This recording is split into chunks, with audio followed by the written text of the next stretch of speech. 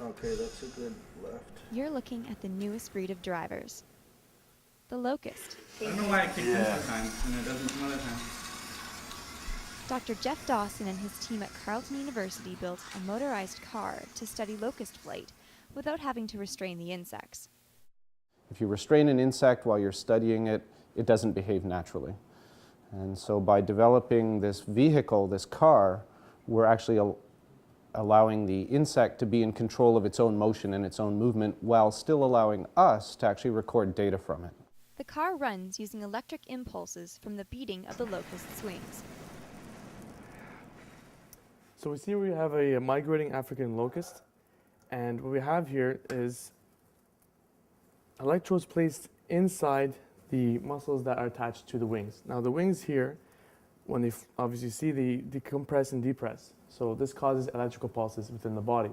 Now what we want to do here is the locust implant in the certain muscles that make these, that causes the depression muscle, so we can detect how frequent and how fast it's actually flapping its wings. Now this, what it does is it calculates how fast it's going, the frequency, the speed, which left or the right wing is beating faster than which sends its process to the motor complex here, which sends it the power to the wheels. And we can see how all the processes are working like that. And each wing separates. See, this one's moving faster than this one's moving faster than this one, because it detects different pulses from each side of the body of the wing wheels.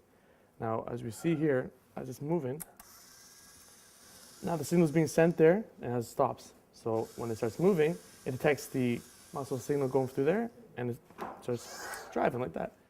Sorry? Mapping the sensory input of the locust is nothing new. Scientists have used wind tunnels to map flight patterns in the past, but this approach may yield more accurate results.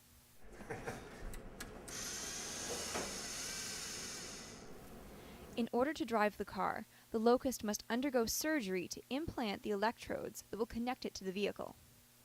The locust's legs are taped in place to prevent it from ripping the electrodes off of its body. The electrodes are held in place using hot bikini wax. But don't worry, Dawson says. Although the locust can feel the heat from the wax, they never suffer during these surgeries. Insects don't feel pain, so when we do the surgeries to implant electrodes in their muscles, they're not under any sort of discomfort. We can actually remove the electrodes from the animals when we're finished an experiment and return the animal back to its cage, its colony downstairs, and it will happily live the rest of its life. So we're not destroying the animals for these experiments. And the biggest advantage to working with insects as opposed to vertebrates like mice or rabbits or cats, for example, is that these the nervous systems and the muscle systems in insects actually aren't fundamentally different than the nervous and muscular systems in human beings. So by studying how the locust can use its muscles to control the car, we can gain some insights into how human beings might be able to use their muscles to control machines like prosthetic devices. For Catalyst, I'm Kate Boone.